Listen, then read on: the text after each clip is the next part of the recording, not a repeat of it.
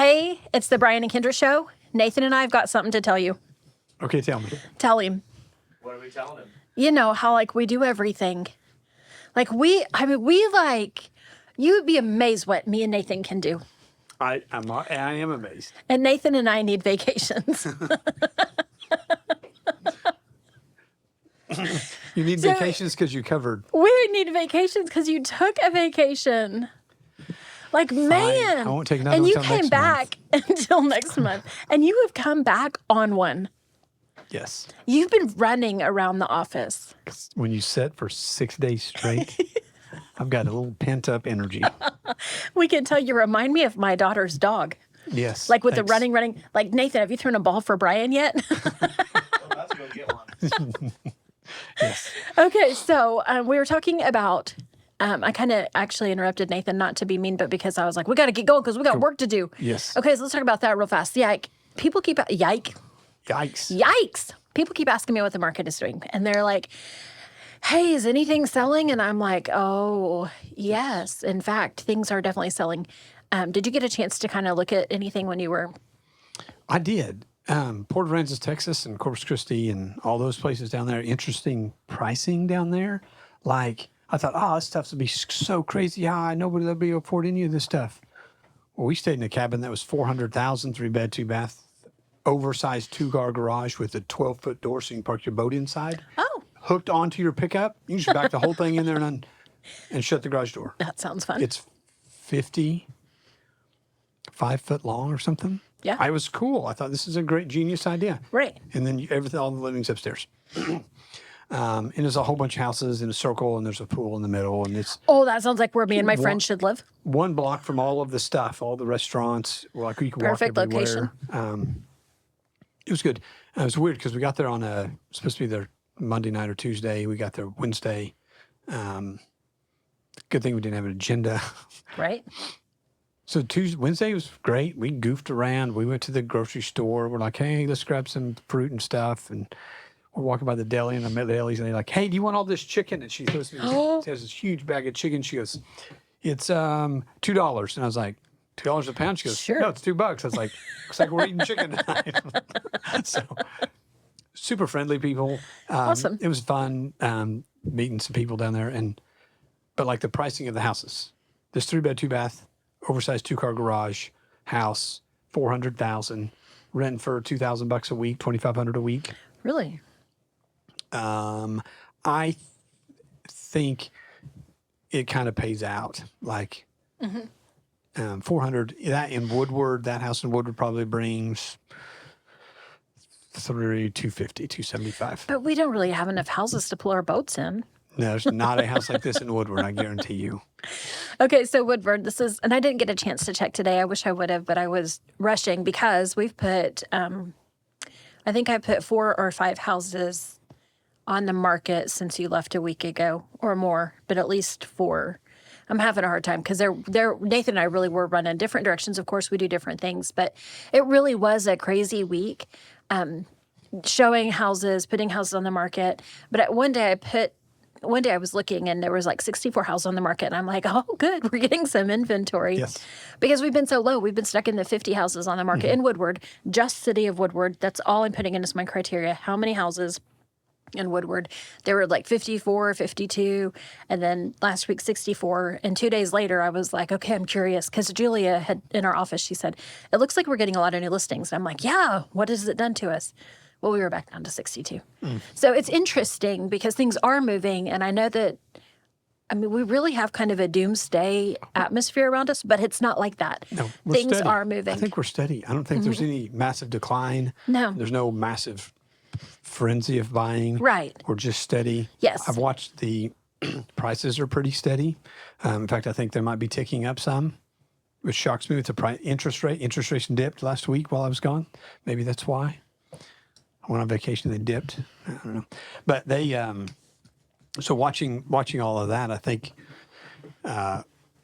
think my theory is as we get inventory, people then, I think there's lots of people that we don't even know are looking, but they hate or they don't like or it doesn't fit them it's not compelling to them what's on the market. But when something new hits, all these people who are looking Right. bounce. Yes. And so if you look at Realtor.com and Zillow and Homes.com and all those websites, it'll show you like how many people saved it. Like there was a listing I saw today that it was like 47 people saved it. Oh my. Well, if 47 people saved You would it, think it would just be sold. does that mean there's 47 people looking at it, or they're just like hearting everything like it's on Facebook? Oh, I like that. Oh, I like that. I don't know. But nonetheless, it was a big number because usually I look at them and they're like 17 or 18 or 25. Right. And so I think that's the trick. I think we have all this built up buyer potential, buyer people. Awesome. And so as we list new houses, I think if we gained 15 new houses, you would gain 15 new buyers. Right. It kind of feels like that. It really does. And it's exciting. I really feel like this is an exciting time in Woodward real estate. Because I feel like we've talked about this over and over that people are just waiting. And I think this stuff is finally hitting. Yeah. I do want to shout out our office real quick, like where everybody can hear. Sweet. I know. Well, I love this. So last week was a little bit crazy. I felt a lot crazy. And like, I love our office. Like people just like were pitching in everywhere. And I think Nathan even had to do some like things that normally like he doesn't have to handle. It was awesome. Like Shane put up a sign for me because you know how I feel about signs. Yes. Also, I touched you. I'll be taking a couple days off. See you next week. It was so cool. Like, it was just awesome. Yeah. Cassie was like, hey, let me pull those photos off for you and I'll get those ready for you. That girl was going to put one of our listings on for us. And because I had to take Ethan to the doctor last week. And it was so awesome. Like, we have such a great office. We have great people. So just a quick shout out to our office in advance because they were amazing. If you are looking for an agent, look here first. Look here first. We've got the coolest people. It's so awesome. Yep. All right. So today we're going to talk about something really interesting. We talk a lot about how much does it cost to buy a house, but we don't talk a lot about how much does it cost after you buy a house. Right. And so that's what we really want to focus on today are what are the costs that I need to be prepared for once I am in ownership of my home. Yep. So where do you want to begin? Well, my mother stopped in today. Oh, yes, I saw that. Nice and little Miss we were Diane. Talking, and she's like, well, I've got modern appliance coming out to look at my refrigerator and my dryer and my stove and my dishwasher. And I'm like, oh, what? gosh, all at once. She's like, well, we've kind of built up. Like, first, the oven was doing something funky, and then whatever, and then the refrigerator's not quite cooling, and then the dryer needs clean. So I'm just going to have to just fix everything while they're here. Mm-hmm. So, but it comes back to cost. I thought, man, I bet that's going to be... It's a 40-minute drive. They pay for that. Sure. And then it's a service call at whatever it is an hour, $2 million an hour. They're not really, but they're very reasonable if you think about buying a new appliance on what they charge per hour. Right, they really are. And efficient, frankly. And so they'll come out. So all that being said, it got me thinking about, man, how much money, it's perfect timing, how much money does it cost to own a house after you own it? Right. So that's where we're at. So I think one of the things that we miss a lot is just basic home maintenance. It's like owning your car. Oh, man. You have to change the oil. You got to change the filters. You got to rotate the air in the tires. Not really. But it feels a little bit different. Like, because whenever I take my car down to, where is that place? To High Plains Tire to rotate my tires. Like, I just go, I drop it off. They call me in 20 minutes and it's written. I'm not really exaggerating. A lot of times that's how fast they get it done. If I need an oil change, I drive into wherever that place is that, okay, I don't do it anymore. Jack does it, but he drives it in. They change the oil. We're done. Boom. It's easy. And it's not quite so simple with my house. And I don't really know what to expect with cost. Right. So I think this is super, super valuable and timely. Yeah. So when I got home last night from vacation at 11:45, my air conditioner was dead. Oh, that's happened to me too. And so, but I knew what the problem was. And so, but I need to call somebody to go to fix it. Like it needs to be serviced. It's right. It cools dirty or something. The drip pan's filling up and the emergency shutoff's killing it and blah. So shot back, suck all the water out. But so that being said, yes, go ahead. I think all that being said, well, as soon as you bought your house on Meadowview, this reminds me. We tell the story all the time, but I think it's because it's so important. And even in the minute, like it was a little stressful, but like I didn't panic. And I think that's because of what we do. Like I see this all the time. So I bought my house, like closed on it like October, I guess. I guess I'd been in it for a little bit longer than that because I had two different mortgages. I finished my second mortgage whenever I refied Yes. okay. So whenever I refied October, and then the following February, I called you on a Sunday. I was actually at work and I called you and I said, hey, I'm probably gonna be a little late tomorrow. I've had a rough weekend. The plumbing is jacked up. My furnace is not working. Oh, and last night we also realized that my water heater is broken. So I might need to take a little bit of time to kind of get things organized. And I said, but I'm gonna do my best. I'm gonna do my best. I didn't know that what I was worried about was how in the world am I gonna shower? That's what I was worried about. Okay. Thankfully I had a gym membership. So you're like, oh, okay, you were cool about it. So the next morning I called and I said, okay, well, I was on time, but now I'm late because I'm stuck in the garage. My garage door broke. So I was able to Google and fix my garage door really quick. I got me right back out of there. And I did have to replace my water heater immediately. It really was dead. But we were able to find someone to help me, and they Band-Aided my furnace to get me through a couple more months. I didn't have to replace it until April, which was awesome. And the plumbing ended up, actually, at that point, I think it was, I hate to even say it, on the city side. And they came and they did their part. And it took a couple of tries, but we finally got it all. So I say that because I think sometimes when somebody moves in and that happens, I think, oh, we got the worst house ever. You didn't. You just have the worst luck ever. But really what happened was everything was about the same. Oh, gosh, I'm just being very loud. Poor Nathan and his earphones. I'm not going to pick that up again, I promise. I'm really sorry. What happened was everything was about the same age, and so it all just broke at the same time. Right. And so that happens, and it's okay. What would have been smart would be for me to have been a little bit more prepared. Well, that's very unusual. But sometimes you can't. How do you prepare for? Well, I don't know how you prepare for all of it in one that. weekend. But, in my mind, I knew that my central heating and air units were original. Like, I knew that those were 1975. There was no doubt in my mind. I honestly had not thought about the water heater. Like, that really surprised me. Yeah. And the plumbing was just disappointing. That was a bear. Yeah. So what's funny is this weekend I read a book as well because I had so much to do. You did have some time. I did. Psychology of Money. Oh, yeah. But then I made the choice. Whatever. That sounds fun. And it was talking about this exact same thing. Yeah. That most people don't wrap their brain about budgeting for these expenses. So how much would you budget? So real quick, the maintenance part. Things that I could do differently. Well, I couldn't because I hadn't owned the house long enough. But making sure, and in fact, I think this is why the furnace lived so long. I guarantee you that was serviced every single year. Yes. I'm sure the previous homeowner really maintained it very well. And that's why it lasted from 2015 to 1975 to 2019. Yep. So maintenance, you've got to make sure that you keep those things serviced. We talked about this all the time, but we mean it. Service your air conditioner and your furnace.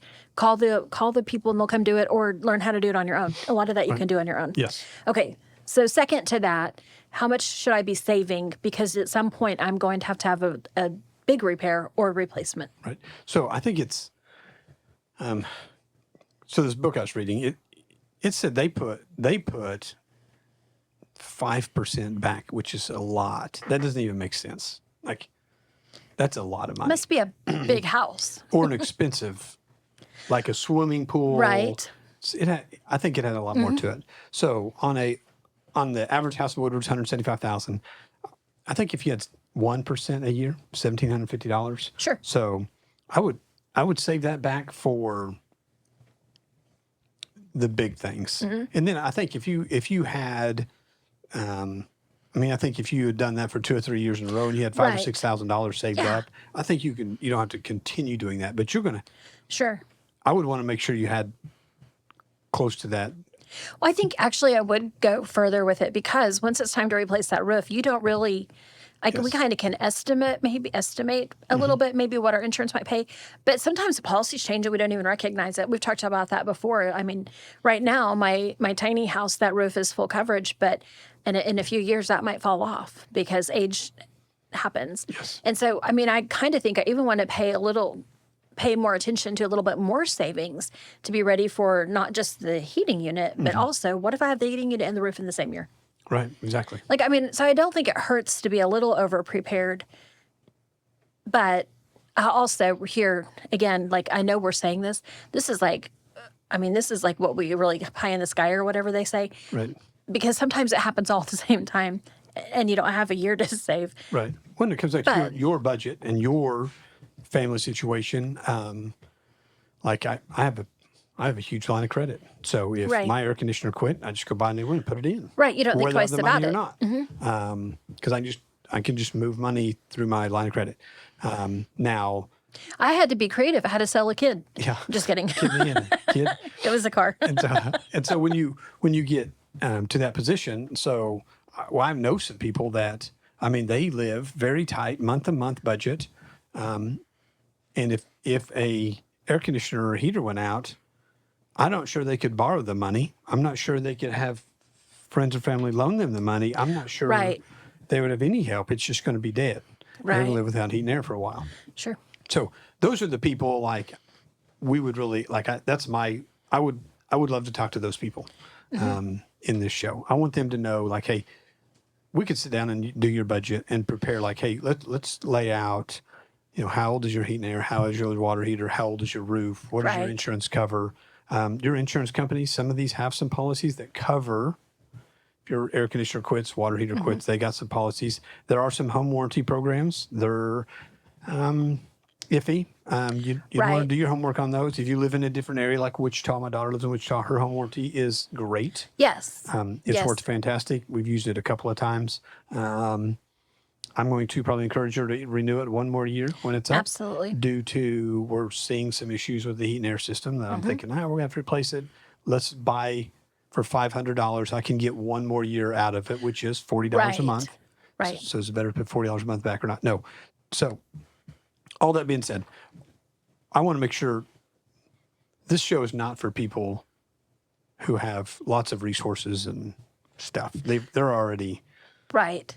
Understandably. okay. So And some of these things too, like you had mentioned pool. I don't know if you said it on the air or earlier, but like, so we have a nice little pool set up, like an above ground thing, and so like we try to get a little extra chemicals during the winter, to be prepared for summer, so that it they all doesn't go hit on us sale all in at month. November. Well, I mean, I hope so, but because it all hits at once, and then it never fails. That whenever you open the pool, there's always one more thing you got to Yes. do, and so I think that those are other little things. Either put the money back or start buying the stuff so that you have it ahead of time.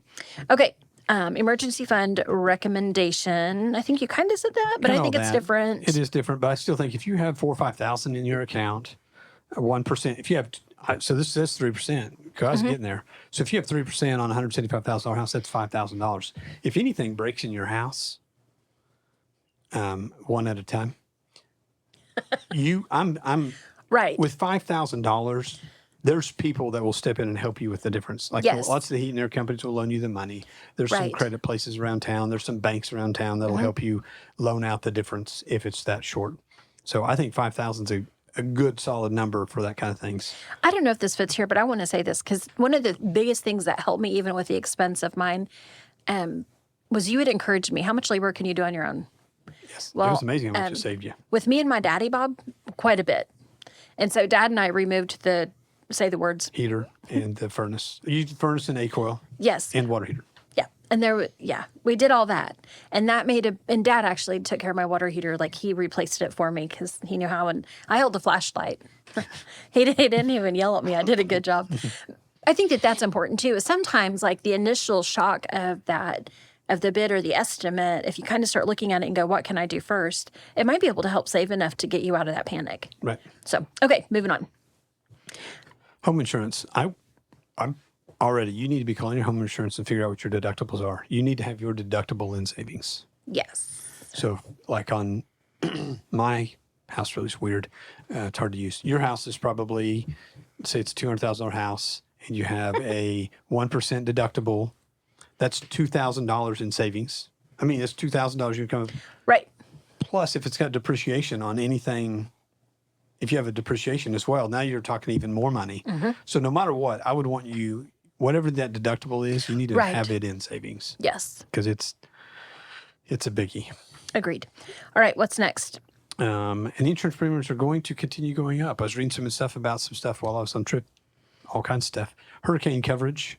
They're going to cancel some houses in hurricane paths. Really? which does that mean they'll eventually, if they think you're in a tornado path or an earthquake path or a mudslide So path? then what or do you do? You would have to figure out a way to be home insured. Or, so in California, they're going to vote on some of these certain areas. They're going to increase their insurance premiums 60%. Oh my goodness. So my house insurance right now is right at $3,000. So 60% would jump it to $4,800.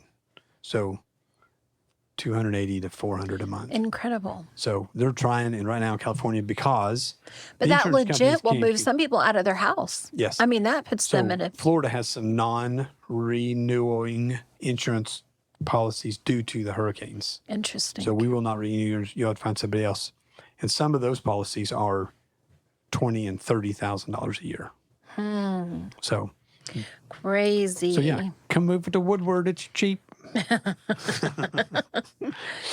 Okay, property taxes. Yep. Okay, so this one, They and go up. actually, this kind of goes along with the homeowner's insurance. Yeah. So many, the people that you said, we're talking to those of us that live more on a really tight budget and we don't have a lot of extra. We are the people who also have our taxes and our insurance escrowed. Yes. So what happens is that by the time that the insurance bill is paid and the taxes are paid and they've increased, that's not how much I've been paying toward my escrow. So then I have a negative in my escrow account with my mortgage company. So then they want to be paid back and Double it. they need, because they need to be able to catch up for next year and pay themselves back. So then my payment is going to be increasing rather significantly for a while. So we got to pay attention to that. I have not done a good job of this, but I know that this is the right answer. When that happens, like my insurance, whenever I knew it was going to increase, I needed to immediately then send that into my mortgage company and say, please take this and redo my escrows to accommodate for it. I didn't do that, so I'm paying my escrows myself. Like every time, whenever I make my little payment, I'm going into my escrows. Not every time. I just realized I hadn't done it last month. Okay, one time I did this. Okay, so I go into my escrows whenever I pay my mortgage payment. Instead of additional principal, right now I'm paying extra to my escrows. So then it won't hit me so hard because I need my payment to stay where my payment is. Right. So pay attention to that. Some of that you can handle on your own. Sometimes all you got to do is just call the insurance company and say, hey, look, this is increasing. This is increasing. Can you please reevaluate my escrows and make sure they're correct? Yep. Easy. Yep. And property taxes go up 3% every year. Every year. So be cautious on that unless you're homestead. If you're homestead exempt. If you're not homestead exempt, they go up 5%. So let's talk about homestead exemption again. If you don't understand, call us. We'll help call you. us. It's a quick, easy form. Yes. And if you are over 65, you can lock them. You can freeze your taxes. But you have to do it every year. Every year. Just don't forget, you got to do that annually. And there's a specific window. So definitely call the assessor if that's you. Yeah. Okay, additional cost of homeownership. So cost of utilities are going up, cost of landscaping is going up, cost of pest control is going up, cost of renovations are going up. What's going down? Our bank account. For sure. I'm like, my morale. So again, I'd be ready. I mean, the cost of these utilities, I don't know how you save up for that other than when it's hot and cold outside. They've got them smart plans with OG&E. Right. I don't know how that works really, but I'm not great about this as a realtor, but I would encourage buyers to be asking realtors before you purchase, hey, can you go ahead and find out? Or you call, take the initiative and you call the electric company, call OG&E, call Northwest Electric, and ask them if they can give you the average for the last 12 months of the electric or the gas or whatever the thing would be. Pay attention if the house is vacant. If it's been vacant for a year, that's not going to do you any good. Right. But there are sometimes we can kind of guess what things are going to look like. What you don't know is if the last guy kept it at 68 in the summer and, 80 in the winter, or if they were to the other extreme. We don't know that. And we don't know how many kids are running in and out, keeping the doors open. Or the dog. Okay, what's next? Oh, landscaping, lawn care. yeah, that's an interesting one. Okay, so it is interesting because your little notes that you found say anywhere between 50 and 200 per month. So even when you do a lot of it yourself, so we maintain almost everything on our own. We don't call repair people very often for this part, but we had to replace the sprinkler box, the controller. Yeah, I found it. I Googled it. I should know the name, right? Okay, we had to replace that, and then so that was close to $100 just to do that, and then sprinkler heads. like $16 and $17 for the big one at Ace, and we have to replace 2 or 3 of those. So we save some money because we're able to do that on our own. But man, that's one of those things I would really encourage somebody, if you're getting a sprinkler system, be saving up for that. Like that shocked me. Like it never even occurred to me, the maintenance that would go into a sprinkler system until I finally had one. Yes. So before I just had manual labor because it was us pulling out 50 million hoses because I had a makeshift sprinkler. But let me great. tell you, it was a lot worked. cheaper. It was. Well, It did. It worked great. It but did. yeah. the amount of hoses you have to buy every year and fittings. Oh, the yard wasn't that big. Well, I didn't have to buy them every year. So that's why it was cheaper because like it was really expensive the first year. And then the second year, I just needed to buy one little, because there's these awesome controllers that you can put like on your water faucet to do your makeshift sprinkler. Timers, yep. It's so cool. They were pretty awesome. Yeah, it's awesome. And they save you money because you won't leave it running all night again No. and again. And Yeah, again. exactly. You don't do that. I don't do Yeah. that So anymore. anyway, I just wanted to know that because whenever I saw that, I thought, even whenever you do it on your own, it's amazing the cost that you can incur. So again, just be prepared to start saving money for it. Yep. Pest control. I'm not afraid of spiders, and we I'm don't not. see very bad ones, so But I don't there's usually. things you can spray on your own. Yeah. Ask around. It's really not a big deal to spray.